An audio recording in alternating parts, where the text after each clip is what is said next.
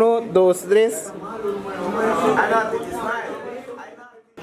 Bom, a noite me quero agradecer toda a pessoas que trabalham mais duro para o uniforme de Muchanang. Para sobra, basta tempo que a Muchanang que mereceu um uniforme e do de máximo esforço de hobby de nós líder nang, nós lugar um sponsor, até a vez nós por batizar o uniforme. May awanan kuwata to the team nang ku tabay mo ki uniforme aqui. Na uniforme que é destinado para Muchanang de U5, que é muito chiquito de 5 anos para arriba, tem o U20, tem Muchanang de 20 anos. Kasi quanto tempo po sa uniforme back po na uniforme mo pa review? Well, depois de hobby tempo, 2 anos passados, agora o 20 é uniforme, right? Nós batizamos o uniforme, depois nós somos aquele uniforme, até aí nós somos aquele uniforme que depois de 2, 3 jornadas, como diz, na nota de bom e mais. E ainda nós somos com mas por fim nós temos set uniforme novo que é de 2 meses depois de sair nós estrenamos. Quando jogador River Plate consiste na sua totalidade? River Plate consiste, se minuto era 100 e pico jogador.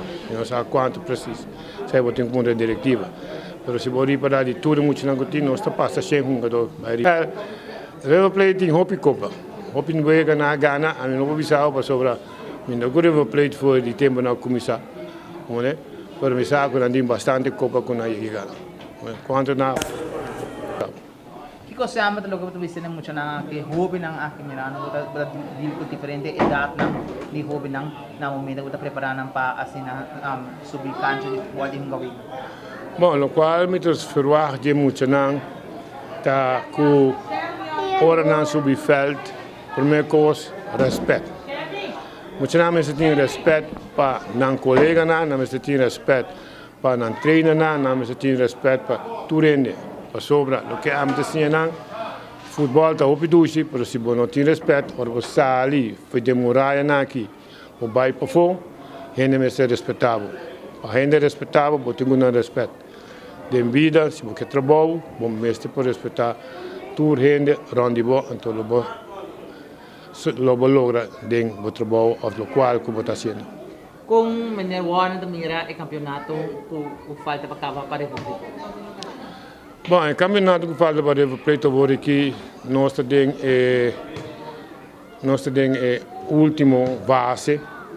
Nos falta 2 vezes de campeonato de playoff. Nós também ganhamos 2 nem, então nós ganhamos 2 nem, porque vez mais para semifinal, para final.